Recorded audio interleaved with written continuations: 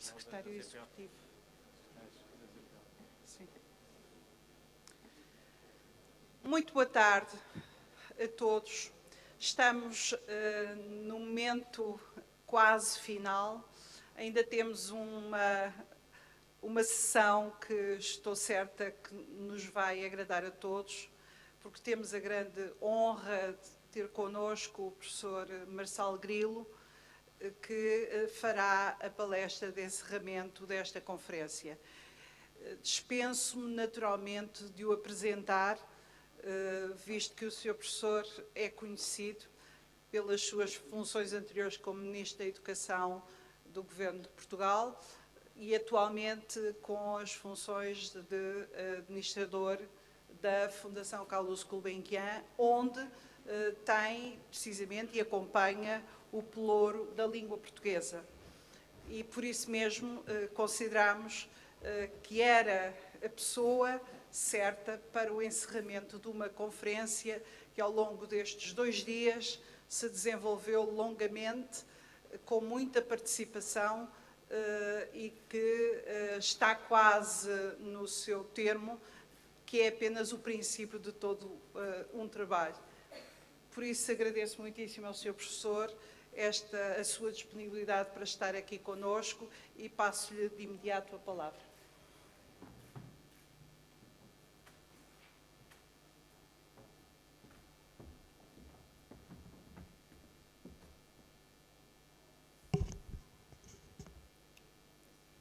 Muito boa noite a todos.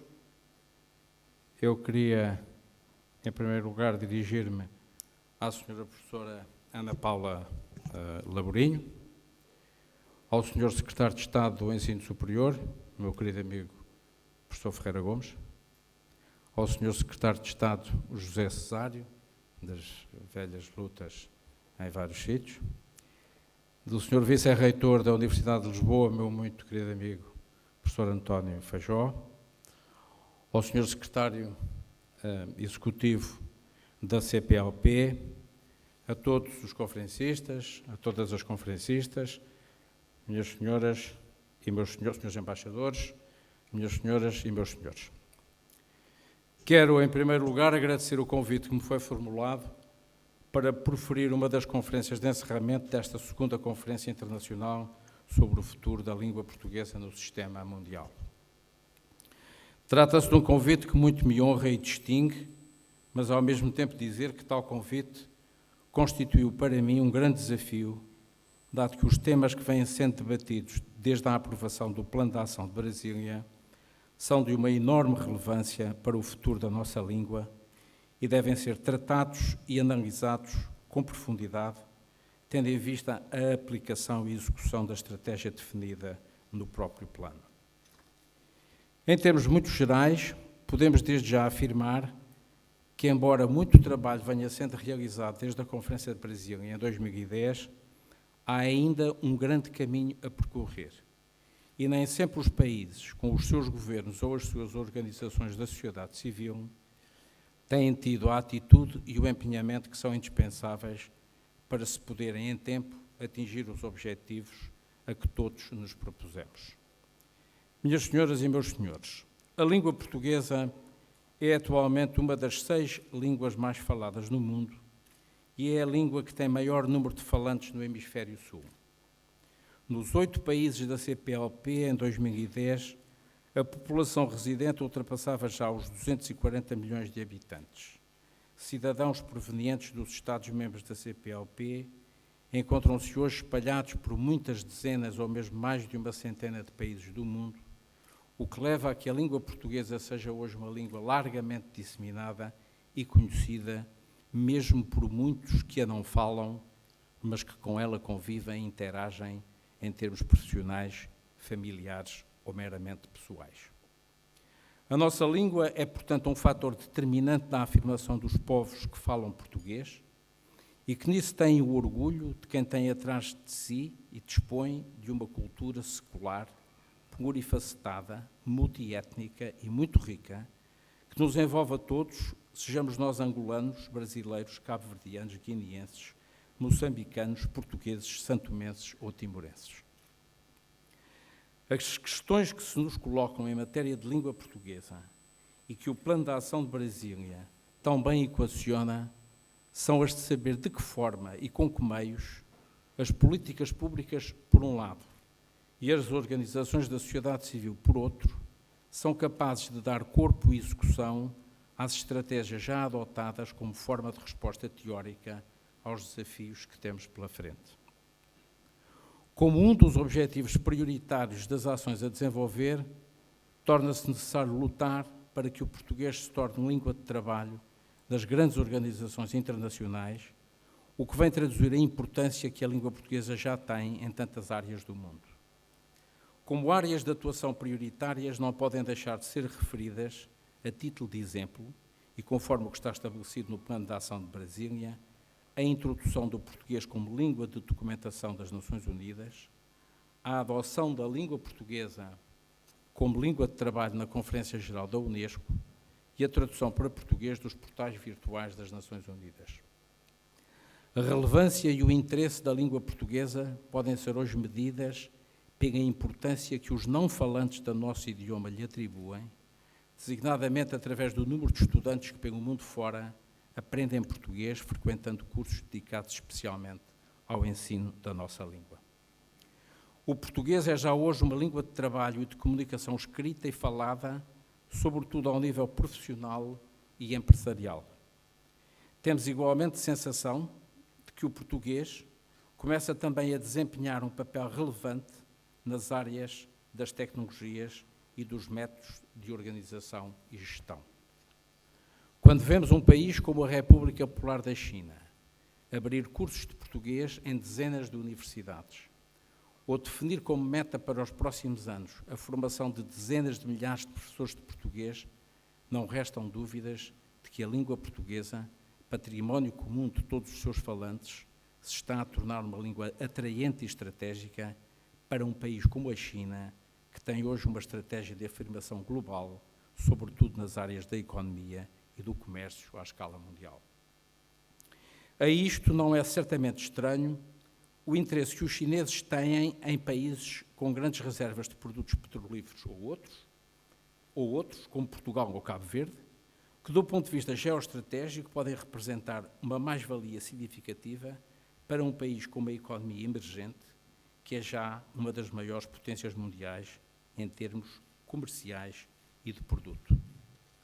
Mas sendo o português um instrumento de contacto e de interação ao nível económico e empresarial, ele é também uma língua de criação e uma língua de diálogo científico.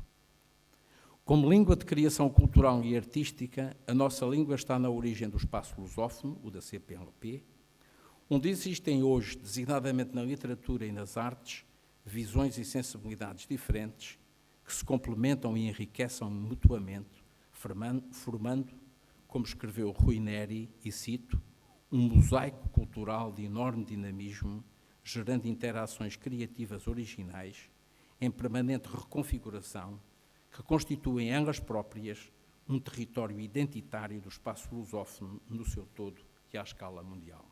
Fim de citação. Mas não tenhamos dúvidas de que este espaço tem que ser acarinhado e fortemente reforçado, sobretudo através de estratégias que promovam a difusão e o ensino do português, tanto no espaço dos países da CPLP, como em todos os outros países do mundo, onde a língua portuguesa vem ganhando relevância, seja por razões económicas, seja por interesse no estudo das culturas lusófonas. Neste contexto, importa assinalar a importância não apenas da literatura, mas também das outras áreas onde o português tem grande expressão, como o teatro, o cinema, a música ou mesmo as artes plásticas. Estas são, aliás, formas únicas e eficazes de afirmação da língua portuguesa no mundo e um instrumento diversificado, mas privilegiado, para captar o interesse daqueles que veem hoje o mundo de uma forma global, com as diferentes culturas dialogando entre si e fertilizando-se mutuamente. Em relação à língua portuguesa e à comunicação científica, não alimentemos, no entanto, falsas expectativas. O inglês continuará a ser o grande veículo através do qual se vão continuar a publicar os resultados da pesquisa científica e se vai processar o diálogo nos diversos domínios do conhecimento. Mas, como diz o professor Ivo Castro, num magnífico texto publicado num suplemento do Jornal de Letras, e cito, sem contrariar a evidência que constitui a língua inglesa como veículo privilegiado da comunicação e do diálogo científico, a língua portuguesa possui longas literaturas científicas que, em certos domínios, constituem incontornável referência internacional que não pode ser substituída por traduções sem perda de rigor, de significação e de capacidade criativa. E isto é particularmente evidente quando se trata do estudo da própria língua e das várias literaturas e culturas que a usam como veículo preferencial. Fim de citação. E mais à frente, ele reforça a ideia da importância do português em domínios científicos diversos, como a medicina tropical, a geografia humana, a antropologia ou as ciências da terra, de modo semelhante, alimentados por contactos triangulares no Atlântico Sul, onde a literatura pertinente continua a só ter vantagens em ser veiculada em português. Significa isto que o português também deve ter um papel a desempenhar na cultura científica, sendo certo que para isso muito deve contribuir o trabalho desenvolvido pelas nossas comunidades e elites científicas, que felizmente nos últimos anos têm vindo a afirmar-se cada vez mais com uma dinâmica e uma qualidade de intervenção que as tornam respeitadas e consideradas. Nunca os nossos países dispuseram de tantas e tantos investigadores em áreas científicas tão diversas. Estão talvez ainda por criar as redes que envolvam cientistas de língua portuguesa que, sem se fecharem sobre si próprios, muito podem contribuir para reforçar o papel da língua portuguesa no mundo da investigação, da ciência e da produção do conhecimento. Para isto, muito podem contribuir as nossas instituições de investigação, atraindo os melhores de qualquer nacionalidade, mas, ao mesmo tempo, consolidando estas massas críticas de cientistas de língua portuguesa que trabalham e atuam neste fantástico mundo da ciência, da experimentação, das tecnologias e do avanço do conhecimento. Minhas senhoras e meus senhores, meus caros amigos, o esforço que está a ser realizado para promover a língua portuguesa é grande. Mas, como já afirmei anteriormente, estamos ainda aquém daquilo que temos que desenhar, mostrar, montar e executar, sobretudo nos domínios do ensino e da divulgação da língua, bem como da adoção de uma estratégia para consolidar o português como língua dos fora internacionais. Em relação às atividades que temos vindo a lançar na Fundação Gulbenkian, instituição que aqui represento, gostaria de sublinhar 2 ou 3 aspectos que me parecem mais significativos dos nossos planos de atividade plurianuais e que são mais relevantes no contexto dos objetivos traçados pelo Plano de Brasília. Na área do ensino, importa referir os inúmeros projetos que temos vindo a desenvolver nos 5 países africanos, em Angola, Cabo Verde, Guiné-Bissau, Moçambique e São Tomé e Príncipe, bem como em Timor-Leste. Com estes projetos, têm-se apoiado em estreita articulação com as autoridades locais e através de um diálogo constante com os professores e técnicos de cada um destes países, projetos que visam o apoio às reestruturações dos currícula, onde a língua portuguesa ocupa um lugar de destaque, a formação de professores dos diferentes níveis de ensino, a produção de manuais escolares para alunos e professores, bem como a produção de cadernos de atividades igualmente para os corpos docentes, a realização de cursos de mestrado em didática das línguas, especialmente da língua portuguesa, bem como de cursos de mestrado em ensino do português como língua segunda, a atribuição de bolsas para estágios de investigação realizados em Portugal e, finalmente, a criação e apoio nos últimos anos de cerca de 100 de bibliotecas em diversas instituições de todos estes 6 países. Trata-se de um conjunto de iniciativas com alguma relevância, conduzidas no âmbito do Programa de Ajuda ao Desenvolvimento.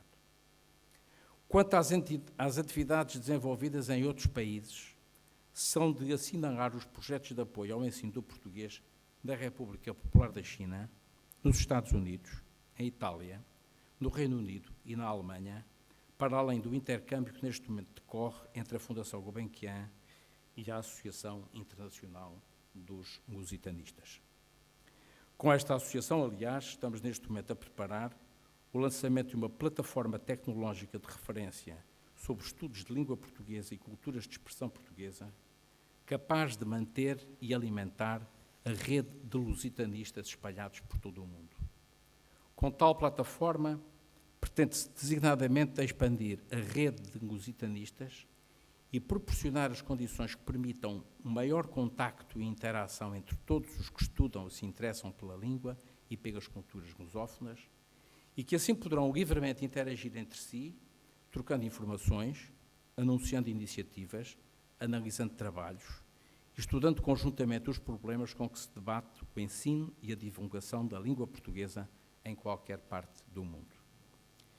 No que se refere à colaboração com instituições chinesas que lecionam a língua portuguesa, gostaria de sublinhar que o trabalho que está a ser feito resulta de uma iniciativa da Fundação e apoiada pelo Camões, pelo Instituto Camões, hoje só Camões, que deu origem a um protocolo entre todas as instituições de ensino superior português que desenvolvem ações de cooperação com instituições congêneres da República Popular da China, nomeadamente as universidades de Aveiro, Coimbra, Lisboa, Minho, Nova de Lisboa, Porto e o Instituto Politécnico de Leiria. O objetivo dos trabalhos que estão a ser realizados, sem pôr em causa a autonomia de atuação de cada uma das instituições, visa a criação e produção de um protótipo de ensino global de português, desde o nível A1 até ao nível C2, incluindo também a formação de professores e o ensino de português para fins específicos, designadamente na área da economia, em articulação com as autoridades e instituições deste grande país asiático. Os materiais são desenvolvidos tendo presente que se trata de um programa específico para ensino à distância, com exceção da componente de formação de professores, que será concebida em termos de B-Learning. Nos Estados Unidos, trabalhamos com o MIT, onde foram criados programas de estudos portugueses e uma biblioteca digital especializada em fontes documentais em língua portuguesa.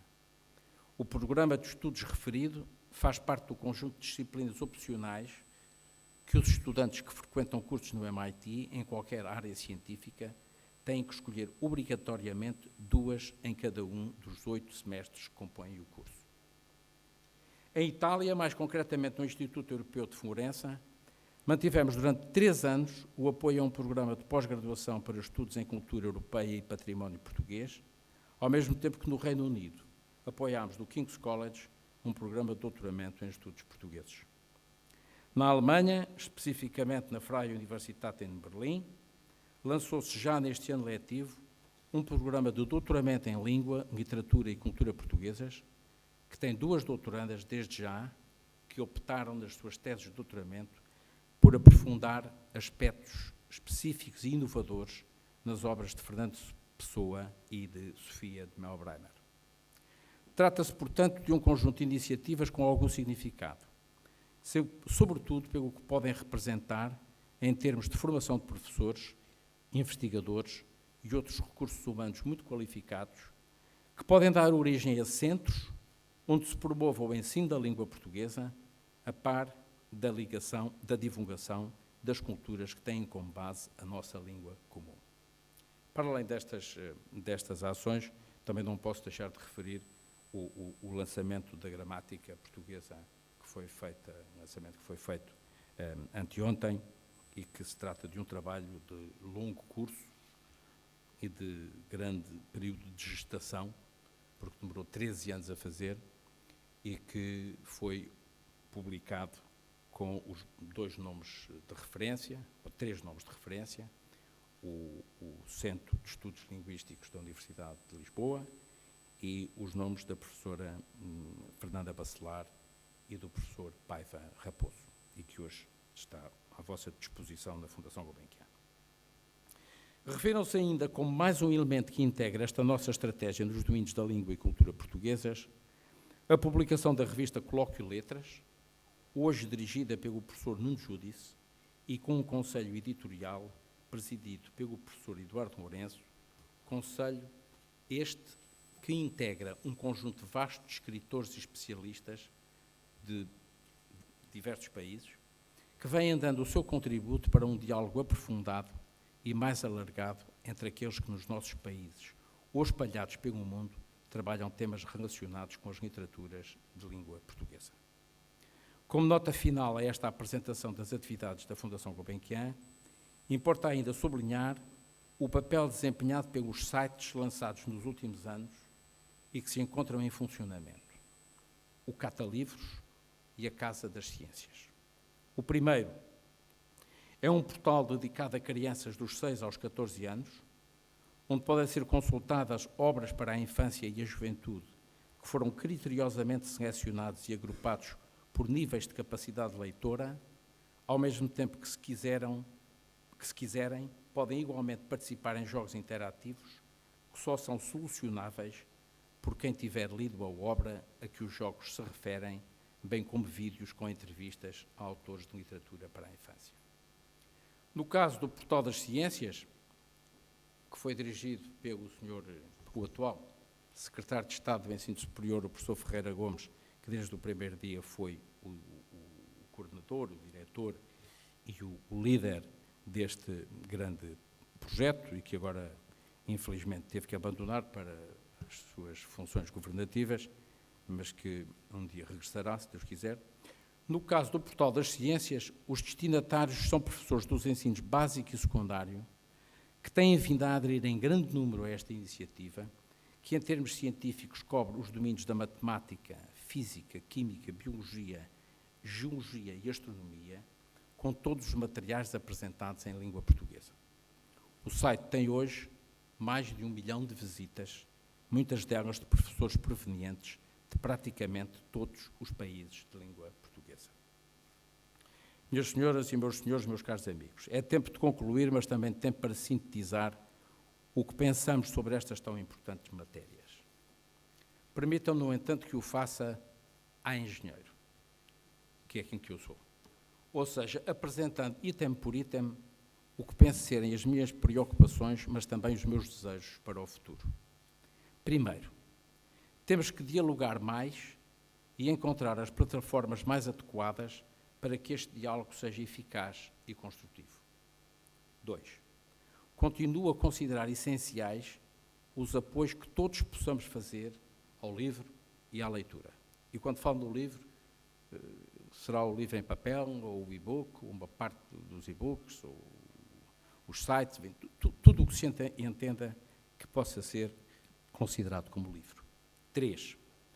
Os professores de língua portuguesa, escritores, jornalistas, investigadores, linguistas e todos os que se interessam pela língua e cultura portuguesas devem procurar manter e incrementar a troca de informações e os contactos entre si. É para isso que nós queremos a plataforma. 4. O papel a desempenhar pelas políticas públicas é muito relevante, mas a promoção da língua é uma tarefa de todos nós, tanto ao nível institucional como ao nível individual. 5.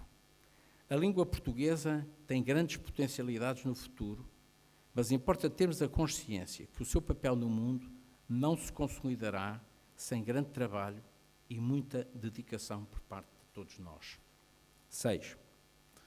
As ações a desenvolver por cada instituição devem ser lançadas com total autonomia, mas a coordenação entre os programas de atividade das diversas organizações pode incrementar fortemente o impacto dos projetos conduzidos no terreno.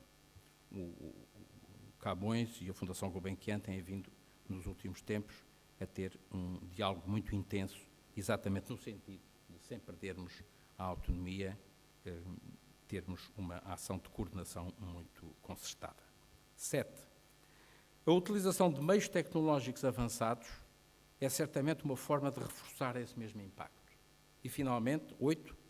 A Fundação Gulbenkian estará sempre disponível para colaborar com todas as instituições cujos objetivos se integrem nesta grande tarefa de divulgar e consolidar o ensino da língua portuguesa em qualquer parte do mundo, bem como apoiar qualquer ação que tenha como base a divulgação e consolidação das nossas culturas. Muito obrigado pela vossa atenção.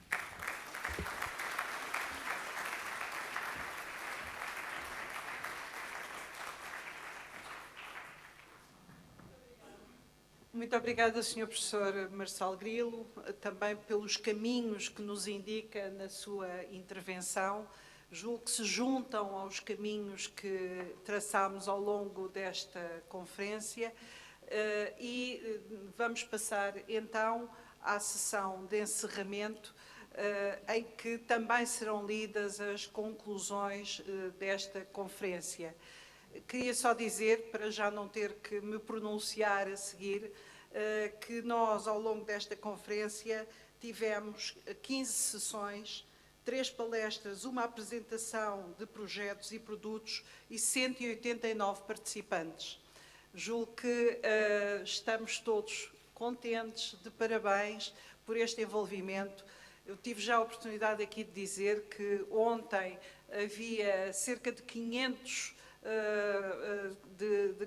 visualizações do que estávamos a fazer, portanto, a acompanhar os trabalhos para além de todos os participantes nesta conferência e, por isso, naturalmente, queria agradecer muito e permitam-me também agradecer, neste caso, ao Sr. Secretário de Estado das Comunidades Portuguesas, que nos ajudou neste processo. Foi, de facto, alguém que esteve sempre connosco na preparação de todos estes passos e a dificuldade da organização de um evento como este só poderia acontecer com todo esse apoio que eu, pessoalmente, em termos pessoais, quero agradecer. Também agradecer a todos os que estiveram envolvidos na conferência,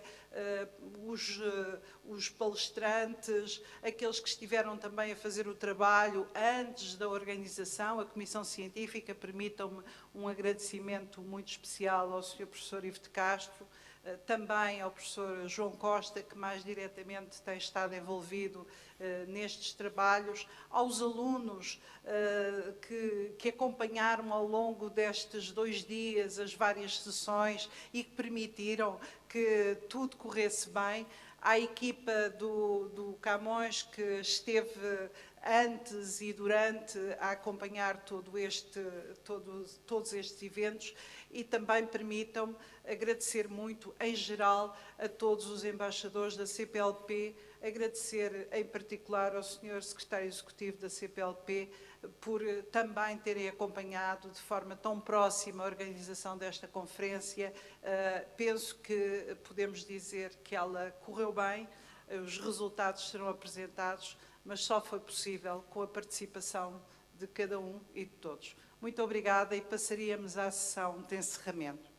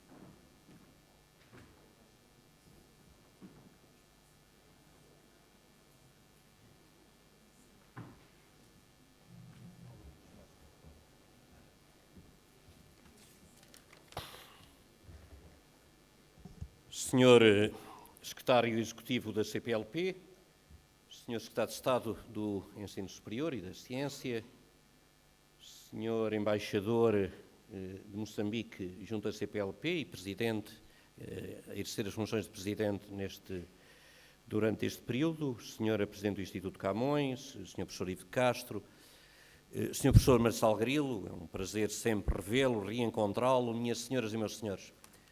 De uma forma muito breve, quero salientar a importância que teve para nós esta conferência. As palavras generosas há pouco da senhora professora Ana Paula Laborinho, para comigo, não evidenciam mais do que uma coisa: o profundo empenhamento que tivemos na realização deste evento. Acompanhámo-lo desde o primeiro momento, mas eu tenho de salientar aqui o papel fundamental desempenhado pela Sra. Presidente do Camões na organização desta conferência. Diria mesmo que se realmente não fosse ela não teria tido lugar. Eu, ao longo dos últimos anos, já lá vão uns bons anos, fui construindo uma boa amizade com a Sra. Professora Ana Paula Laborinho e tenho de deixar aqui um testemunho de muito reconhecimento por tudo aquilo que ela tem sabido fazer, tem conseguido fazer em prol da nossa língua e da nossa cultura. Mas também não posso deixar de salientar o papel desempenhado pelo Sr. Embaixador, Secretário Executivo da CPLP.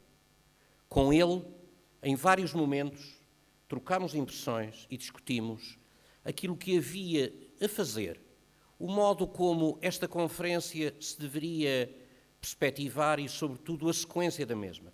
E quero agradecer ao Sr. Embaixador Moragi toda a amizade que também nos tem dedicado e a colaboração preciosa que nos tem dado. Evidentemente que o Sr. Professor Ivo de Castro é aqui a peça fundamental na concretização desta realização. E, sob o ponto de vista científico, naturalmente não posso deixar de salientar o extraordinário contributo que ele dá, ele e todos aqueles que com ele colaboram, para podermos ter as conclusões desta conferência como um ponto de referência para aquilo que se segue. O Sr. Professor Marçal Grilo referiu aqui a um conjunto de desafios que temos pela frente, todos nós. No fundo, sermos capazes de discutir o futuro da nossa língua, olhando para aqueles que são falantes da mesma e olhando também para aqueles que não são falantes do português. Nós temos plena consciência daquilo que representa o português no mundo de hoje. Sabemos muito bem que, sob o ponto de vista do número, da quantidade, do significado, a nossa língua é uma língua que está presente em todo o lado. O número de falantes aumenta, o número de procura pelo ensino da mesma língua aumenta. Isto dá-nos responsabilidades, muitas responsabilidades, mas temos, sobretudo, de perceber o que é que vamos fazer a partir daqui. Esta conferência lança-nos desafios a todos nós. Nós temos procurado situar-nos relativamente no âmbito das políticas públicas da promoção do português e do desenvolvimento da cultura portuguesa, exatamente, sobretudo, colocando as nossas prioridades ao nível da introdução de qualidade, de mais qualidade naquilo que fazemos. Mas temos plena consciência que tem de haver um envolvimento coletivo muito mais significativo do que aquele que tem havido. Todos nós, e não estamos a falar de Portugal, estamos a falar de todos os países lusófonos, temos naturalmente muito a ganhar se formos capazes de desenvolver uma economia de conhecimento em torno da língua. E a língua é o elemento que melhor nos une. É o elemento que determina a nossa cultura coletiva e que é capaz de nos aproximar. É por isso que eu quero realçar aqui que o caminho que percorreremos a partir de agora é o caminho que vai, em grande parte, resultar das conclusões que aqui atingimos. É um desafio para os políticos, mas é um desafio também para todos aqueles que, sendo linguistas ou não, estudiosos ou não, académicos ou não, são capazes de eleger como ponto central das suas preocupações o desenvolvimento da língua portuguesa. O desenvolvimento da língua portuguesa nas organizações internacionais, o desenvolvimento da língua portuguesa enquanto língua de ciência, o desenvolvimento da língua portuguesa enquanto língua das nossas diásporas, o desenvolvimento da língua portuguesa enquanto elemento identificador, unificador de todos nós, povos lusófonos. É por isso que eu termino dirigindo naturalmente uma saudação muito especial a todos os senhores embaixadores que aqui estão, dos países de língua portuguesa. A CPLP é hoje uma realidade indiscutível que nos diz muito. É uma realidade que cumpre desenvolver, mas que centra exatamente na língua portuguesa o seu fator unificador. E a vossa determinação, senhores embaixadores, é fundamental para podermos conjugar políticas entre os diversos governos. Agradeço muito a vossa disponibilidade, agradeço muito a presença de todos e, em nome do governo português, repito, temos muito pela frente para fazer, todos nós, e espero sermos capazes, sermos merecedores da confiança coletiva para atingirmos os objetivos que tenho a certeza que todos têm relativamente ao futuro da nossa língua e da nossa cultura. Muito obrigado.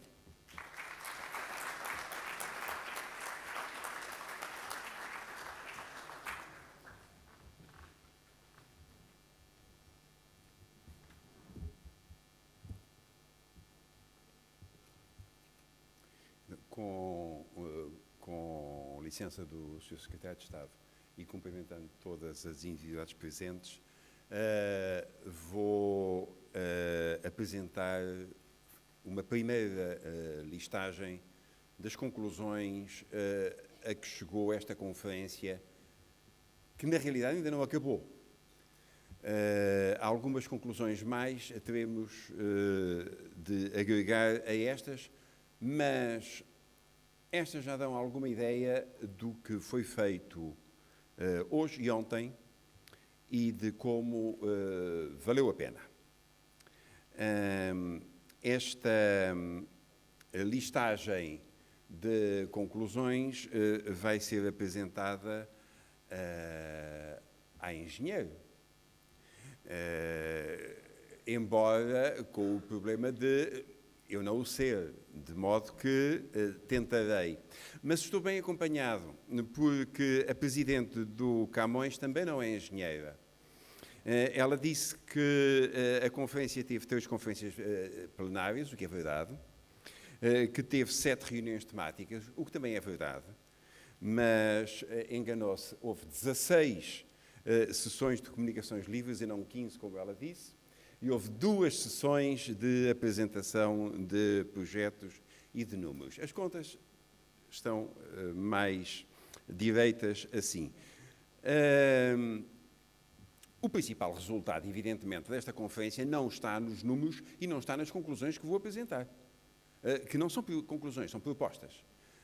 O principal resultado está no convívio de cientistas de todos os países da CPLP e de outros, muitos países, que a nós se sentem vinculados e que vieram ao encontro regular e ritual que a comunidade científica precisa de ter de vez em quando para combinar coisas, para se conhecer, para se preparar para os tempos que vêm a seguir, para as atividades e desafios que se colocam. Nesse aspecto, creio que todos concordarão que o tempo que estivemos aqui não foi perdido. Também, outro resultado muito importante desta conferência, que é, lembremos-nos, o primeiro segmento académico de um encontro mais vasto que vai prosseguir a partir de amanhã no plano técnico e diplomático entre os países da CPLP, serviu de, se quiserem, plataforma de aquecimento, em que ideias, sugestões, propostas foram ventiladas para ficarem à disposição das delegações da CPLP a partir de amanhã. Quer-me parecer que várias das discussões que aqui houve ontem e hoje foram em sentidos muito coincidentes com alguns dos planos que estão em cima da mesa para serem discutidos e debatidos a partir de amanhã. Se isso assim for, o tempo está duplamente ganho, porque parte da discussão e da consolidação das ideias já veio daqui. Muito bem. As conclusões de que dispomos não são, com certeza, todas aquelas que a conferência vai gerar, na medida em que alguns dos participantes ainda não tiveram tempo de nos fazer chegar as suas ideias. Nós temos um elenco de propostas organizado em vários domínios. No domínio da língua portuguesa como língua de ciência e de inovação, temos 4 propostas a fazer. A primeira é prosseguir o esforço de melhoria de qualidade das revistas científicas editadas nos países da CPLP, de modo a conseguir que aquelas que constam da Cielo e satisfazem os indicadores internacionais de qualidade sejam integradas na Web of Science. Segundo, reconhecer o papel das terminologias científicas e técnicas concertadas entre os países da CPLP como instrumento facilitador da comunicação entre os seus cientistas e, sobretudo, como facilitador do ensino da ciência, da partilha do conhecimento e da disseminação da cultura científica. Terceiro, incluir como área estratégica nos planos nacionais de ID dos países da CPLP para os próximos 7 anos o processamento computacional da língua portuguesa, condição indispensável da cidadania plena numa sociedade da informação. Quarto, identificar áreas de atividade em que a língua portuguesa pode constituir um instrumento para o fomento ou desenvolvimento da economia. No domínio das ferramentas e dos recursos digitais, temos uma proposta: que se formem consórcios ou parcerias que possibilitem a transferência de tecnologia entre os vários países da CPLP, criando massa crítica para a afirmação da língua portuguesa em todas as suas variedades nacionais, junto dos agentes económicos. No que toca à presença da língua portuguesa nas organizações internacionais, uma proposta: focar as políticas de internacionalização da língua portuguesa ao nível político-diplomático da CPLP em objetivos execuíveis, compatíveis com os níveis de investimento disponibilizados pelos Estados-membros e suportados por uma análise realista dos contextos geoestratégicos e regionais da situação. Finalmente, no domínio do ensino da língua portuguesa e da formação profissional, 5 propostas. Prosseguir as propostas do Plano de Ação de Brasília, nomeadamente quanto ao levantamento dos programas em curso nos países da CPLP na área de formação de professores de língua portuguesa em contexto de língua estrangeira. E articulação de ações de cooperação na capacitação ou formação de professores de português, língua estrangeira. Segunda proposta: concretizar propostas de formação ou de capacitação de professores de português, língua estrangeira ou língua segunda no espaço da CPLP que possibilitem a mobilidade de estudantes, de formadores e de conhecimento. Terceira proposta: garantir aos profissionais a aquisição de uma sólida formação linguística, que os torne explicitamente conscientes das propriedades, das diferentes variedades do português e da sua relação com as normas nacionais da língua. Quarta proposta, investir numa formação profissional consciente da importância da localização, a qual será potenciada se houver concertação e conhecimento partilhado sobre políticas de formação. Quinto, explorar as potencialidades e virtualidades das tecnologias da informação e comunicação na diversificação de metodologias para o ensino da língua, como, por exemplo, em ambientes de simulação de 3 dimensões, vídeos e imagens. Acaba-se aqui o papel com a lista das propostas.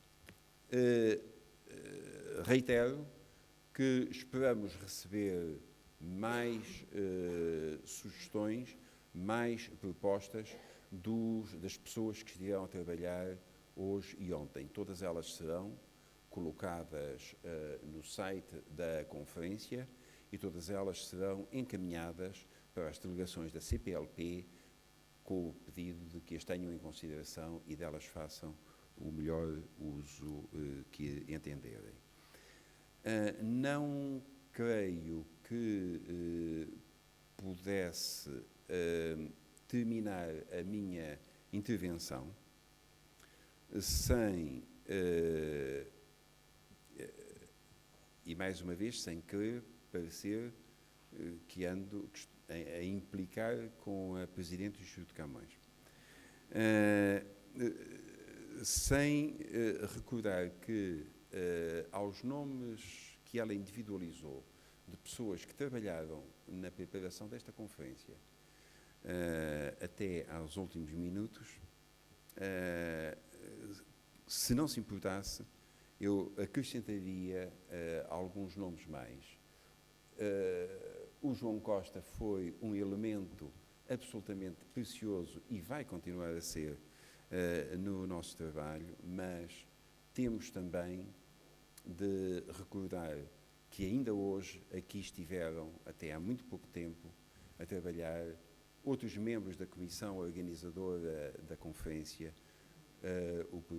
a professora Ana Maria Brito, da Universidade do Porto, a professora Ana Cristina Macari Lopes, da Universidade de Coimbra, a professora Inês Duarte, da Universidade de Lisboa,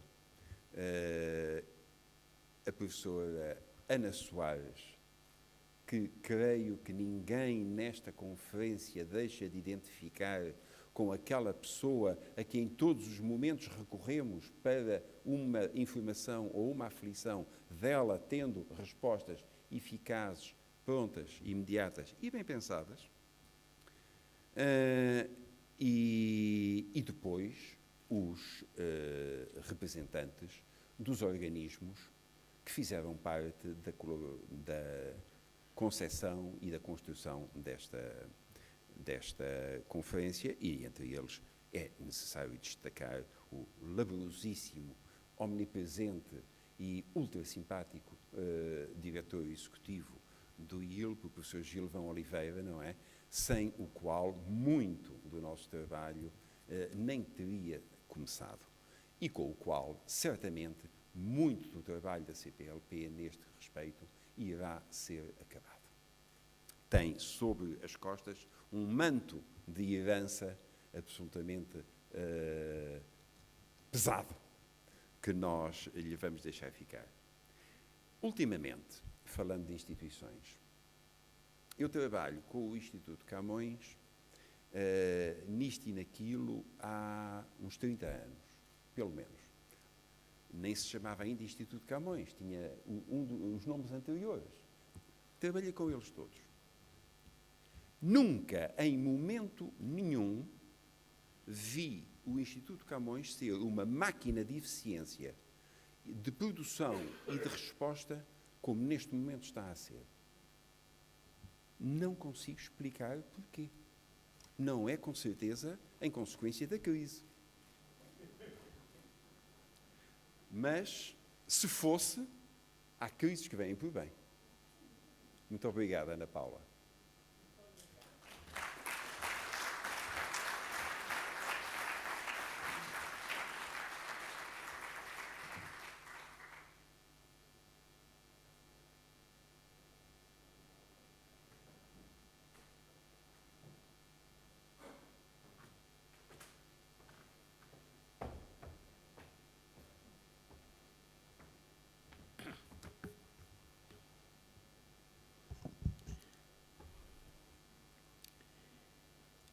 Senhor Secretário de Estado, grande amigo, Senhor Secretário de Estado do Ensino Superior, que acabei de conhecer também, Senhor Embaixador e representante do Presidente do Conselho de Ministros da CPLP, Pastor Cassam, Sr. Dr. Ana Laborinho, grande amiga, Sr. de Camões, Sr.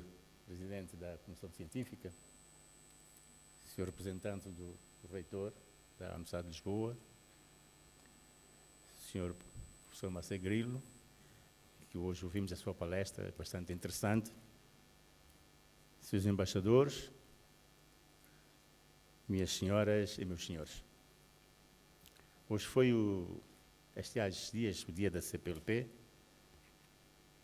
pois esta manhã estive ausente porque estive envolvido toda a manhã na Assembleia da República, onde também a CPLP esteve em evidência.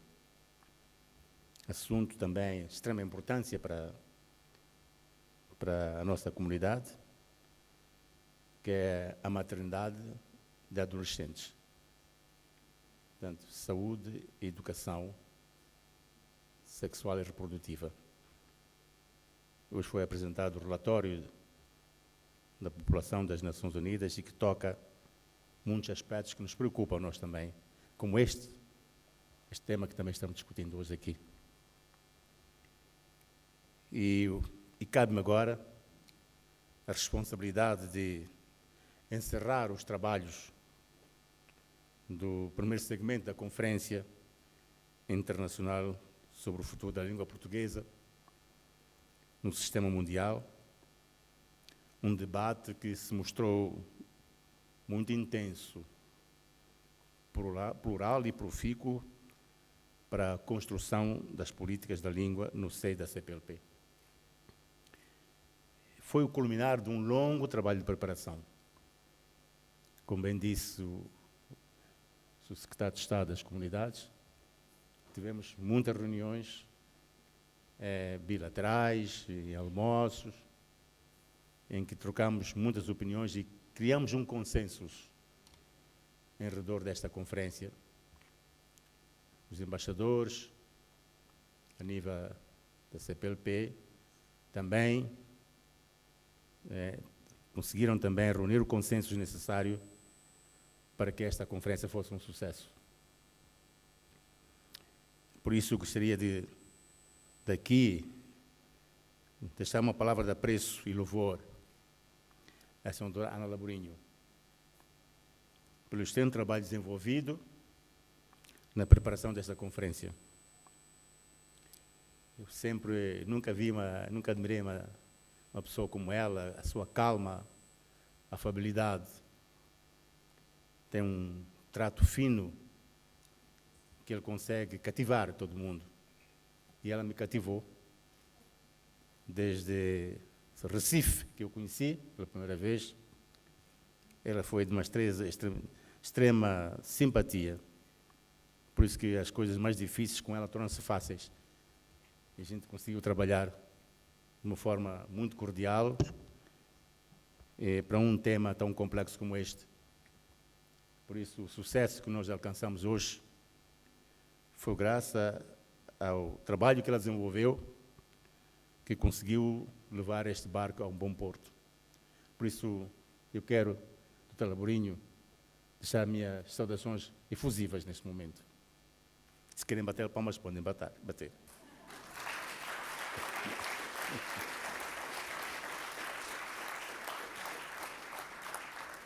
Obrigado. Outra palavra de apreço também vai para a Universidade de Lisboa. Esta casa onde eu também me formei, está aí ao lado aí. Passei bons e maus momentos também. Mas estou aqui e gostaria que, na pessoa tanto do vice-reitor, de todos aqueles diretores académicos, administrativos e todo o pessoal desta clássica Universidade de Lisboa, pelas condições logísticas que criaram para que esta conferência se desenvolvesse num bom clima de trabalho, portanto, condições excelentes, para que, de facto, chegássemos a este momento com regozijo de trabalho cumprido. Agradeço também a todos aqueles que contribuíram para que esta segunda conferência da língua portuguesa tivesse lugar. Portanto, vieram tão longe, porque os preparativos não foram só em Lisboa, foram também nos nossos países, onde houve grandes discussões, naturalmente, e depois as conclusões a que chegaram foram conduzidos para que o documento que vai sair dessa conferência fosse rico. Portanto, foi essa ativa participação de todos, académicos, especialistas, diplomatas, pesquisadores, que contribuiu para a elevação do debate sobre os desígnios do nosso património comum, a língua portuguesa. Com efeito, há que reconhecer o papel e a capacidade de iniciativa da sociedade civil no apoio à projeção do nosso idioma comum e da diversidade cultural da CPLP. Deu-me uma enorme satisfação testemunhar este grande debate académico e da sociedade civil dos países da CPLP, um exercício que reflete o interesse, a capacidade e a determinação de todos, juntos, trabalharmos em prol da construção de políticas da língua portuguesa. Políticas essas esboçadas para permitir a projeção e a consolidação internacional de todo o CPLP e dos nossos Estados-membros per si. Naturalmente, das nossas visões do mundo, das nossas culturas, da riqueza da nossa diversidade e também da força da nossa união na CPLP. Minhas senhoras e meus senhores, os resultados dos debates indicam um caminho para a promoção e difusão da língua portuguesa, o qual passa, impetravelmente, pela cooperação multilateral em 5 áreas que eu já havia mencionado no meu discurso de abertura. Ou seja, a criação de um espaço de conhecimento, o apoio ao empreendedorismo e a aposta na economia criativa, o reforço do investimento no ensino e na formação da língua portuguesa dentro do espaço da CPLP e em países estrangeiros, a consolidação do uso da língua portuguesa em organizações internacionais regionais, como língua de trabalho e de documentação, e a articulação ou a ação articulada dos Estados-membros juntos das diásporas. Estou certo de que o Plano de Ação de Lisboa vai acolher o espírito dos debates, o espírito e os resultados dos debates, permitindo responder aos desafios colocados em torno da língua portuguesa. Vamos ter um importante instrumento para alavancar e operacionalizar a cooperação multilateral em matéria de promoção e difusão do nosso idioma comum, que eu tenho dito sempre, que é um idioma que o ministro da Ciência e Tecnologia de Cabo Verde muito bem dissertou em todas as suas vertentes. Isso que nos impulsa para que, de facto, nós nos sintamos ou assumamos a responsabilidade de dar grande alavanca e sermos os embaixadores dessa língua. Porque assim daremos seguimento ao Plano de Ação de Brasília. Desta estreita cooperação serão trilhados, indubitavelmente, caminhos para uma apropriação e concertação conjuntas, almejando solucionar problemas partilhados. Juntos, somos capazes de conquistar mais progresso e de gerar mais oportunidades para o desenvolvimento dos povos da CPLP. Juntos, vamos cumprir o potencial do valor econômico da língua portuguesa, ao mesmo tempo que projetamos as nossas matrizes culturais. Por isso, minhas senhoras e meus senhores, reitero os meus agradecimentos pela vossa atenção, pela vossa presença e pelo vosso contributo para o fortalecimento da ação da CPLP em prol dos nossos Estados-membros e de todos os nossos povos. Viva a língua portuguesa, viva os países da CPLP e muito obrigado.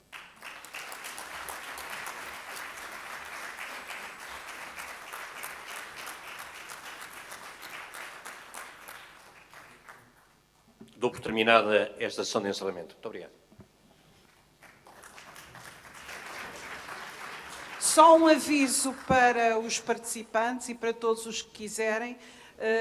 Os autocarros para o espetáculo no convento do Beato estão disponíveis com uma pequena refeição a acompanhar, visto que supusemos que poderiam não ter tempo para jantar. De modo que aqui teremos os autocarros, eu penso que por volta das 8h30 para poderem ir para o convento do Beato.